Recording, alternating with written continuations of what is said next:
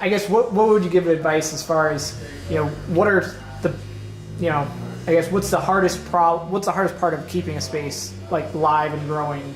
Is it just the keeping the right balance of the space for the community members, tools? What's the biggest challenge? Well, it would depend on the governance model, I think.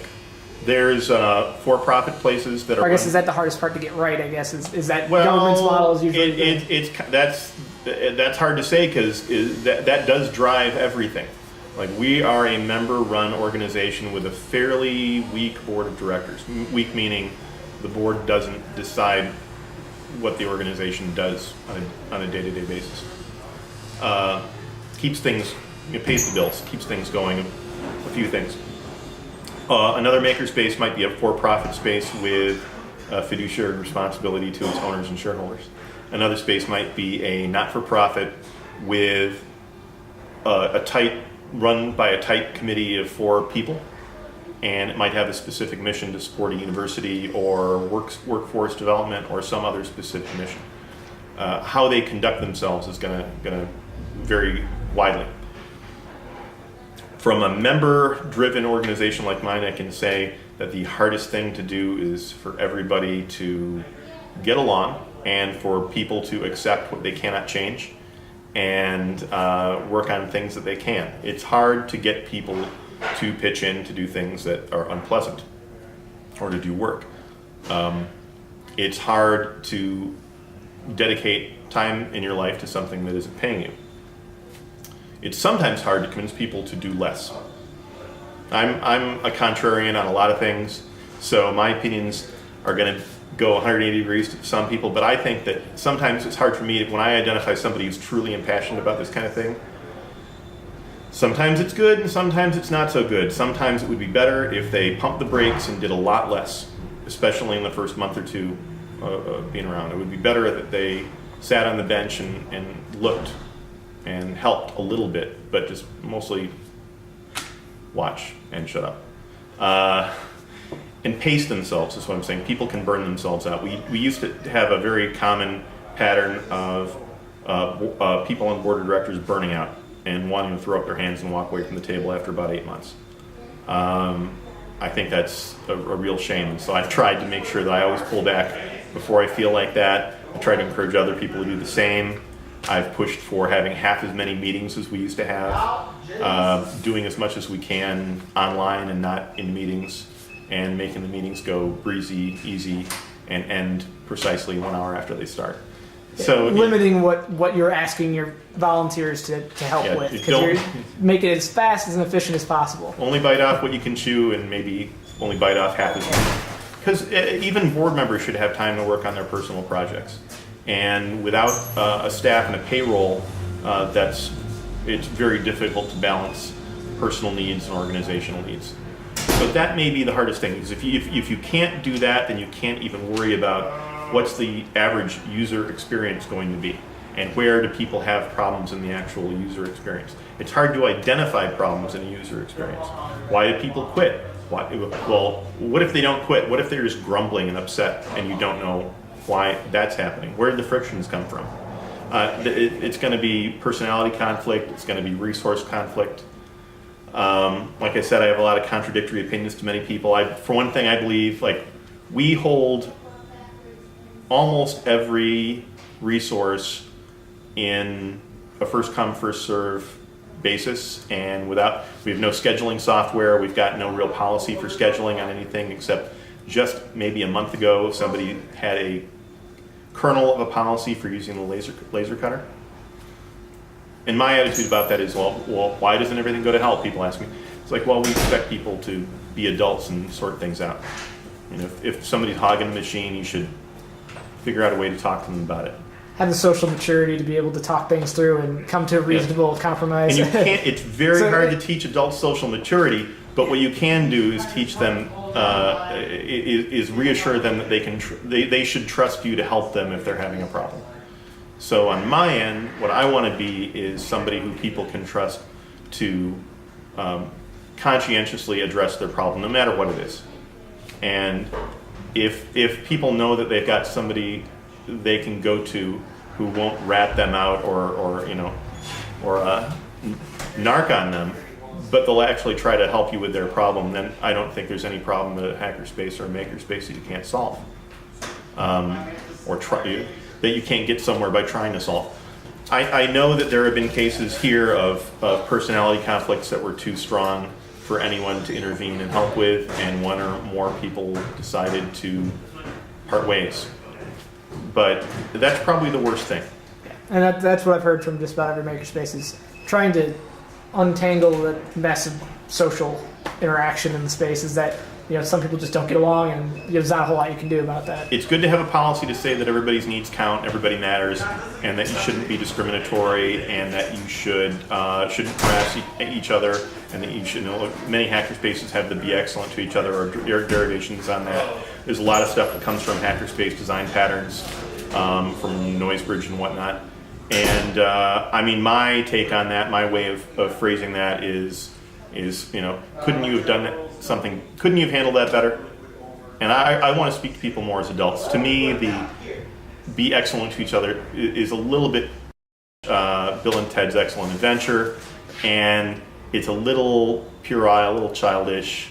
I know it means well and everything, but it can also turn into kind of a coded sarcasm way of being too politically correct, where somebody says, "Oh well, that was unexcellent," meaning you violated community standards. That's what they're essentially saying.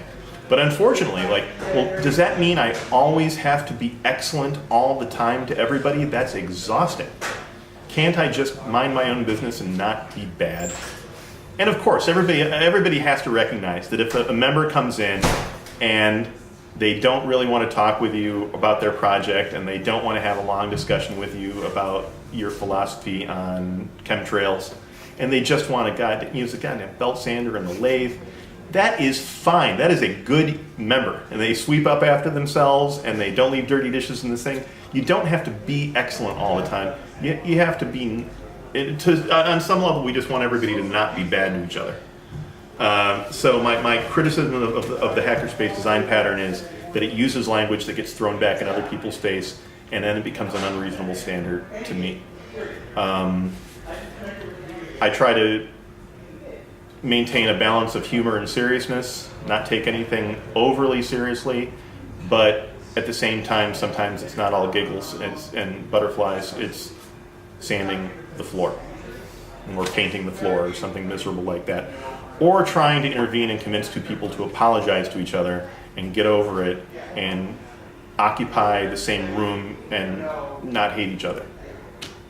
Those things, I think, are solved more outside of systems of rules, and they're solved by having people who are good communicators facilitate communication, people who are good at conflict resolution diffuse conflict. It's too tough to do that centrally as an organization. You have to rely on all the members to enforce it. And if you try to become a nation of laws, you run the risk of becoming a fascist nation too. Yeah. So really, if what you want is a space where people get along, then encourage that. Make that happen. You have to know a few things. I have opinions about how to handle conflict resolution. One of them is to address problems as early as possible and as personally as possible without using mediated communication. So, for example, had an officer of the organization say, I've got this horrible problem, I think I want to call the police, property is missing, oh my gosh. And I said, I know that guy, what's happening with him? Like, well, I don't know, he doesn't respond to my emails. And I was like, did you talk to him? I'm like, wow, I sent him emails and he didn't respond. And to me, it's like you made the critical mistake of relying on mediated communication, maybe because you wanted a written record of it. I kind of understand that, but my way of doing things is more like, hey, can anybody tell me where this person is? Go talk to them right away, make eye contact, be normal about it, find out what the problem is, see if you can diffuse it early. And then, if I feel like I need written documentation, send them an email like, per our conversation today, I understood that you have the laser cut TIE fighter, but that you will return it immediately. And hopefully that happens, and then we can get past that. that kind of thing. So I favor direct, early communication between somebody who's got a lot of social skills and doesn't have, any skin in the game. Somebody neutral, good communicator, very proactive, but you should document it and you should keep track of what happens and you should share and you should get consensus and build understanding. So those kind of things I felt have diffused virtually all problems that I've encountered. But that's very, very important. Yeah, it's really great stuff. And actually, I'm really now reconsidering this. Our rule number 2 is be excellent. So I think I might just. It is a totally different thing. It's not a bad thing to say, and it keeps people smiling, and that's good. But when you talk about things, when you're looking at when people look at amendments to the Constitution, they have words that become holy to them. You have to talk about what those words mean. Like be excellent, Jojo. What does that mean? Well, that means it would be great if you could if your behavior was considered excellent by everybody all the time. But you talk about the flip side of that, and what is also good. It's also good if you're not unexcellent. And somewhere between being excellent and being not unexcellent, there's a whole range of acceptable behaviors. And below not excellent, if you're shitty to each other. And so, I say a bad word once in a while. Grown up words. If you're an asshole to each other, if you're being pricks, if you're being jerks, whatever is acceptable to call it in your group, that's got to stop. And the language you pick to talk to somebody has to be appropriate for them. So there's definitely people who I would never say stop being a prick. They would be like, you're triggering me, you're offending me, you're saying horrible things. And there's definitely people who need to hear that because then they understand I mean business. It's the only way the message is going to get through. Yeah. Communication is easy. There is not one language everybody speaks. We've got 450 personalities here. It's amazing things get done, but they do. And so when I talk about the place and I say things like that, it's amazing things get done, but they do. Some people think well, you're slamming the organization. No, I'm not. That's the reality of it. The reality is there's no boss, there's no queen, there's no owners, and yet we have all these things, and we manage to share all these things. And although nothing gets done right away, things usually get done. Nothing might get done perfectly. You're not getting 105% on the exam, but things get done. I think one of the factors at work in a member-run organization, I know I could eat up time, I can't remember the name of the phenomenon, but there was this thing about guessing the weight of the bull. So there's a bull in a pen, and the question is how much does the bull weigh? And you've got all these people at the fair who don't know anything about bulls, and if they each guess how much the bull weighs and put the answer in a jar, the average of all those answers will be remarkably accurate. Remarkably accurate. Better than if you have 10 experts and 1,000 nobodies, the nobodies will probably get a better average than any of the experts get.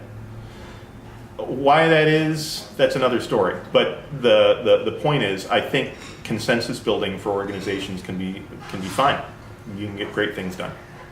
There's probably an optimal number of people who participate in the consensus to get things done.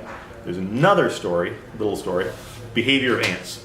So apparently when ants want to move something, like food, back to the nest, one ant grabs onto it and another ant grabs onto it, and they both tend to go back to the nest. But there is a relationship between the number of ants that participate, which is based on the size of the object, and how successful they are.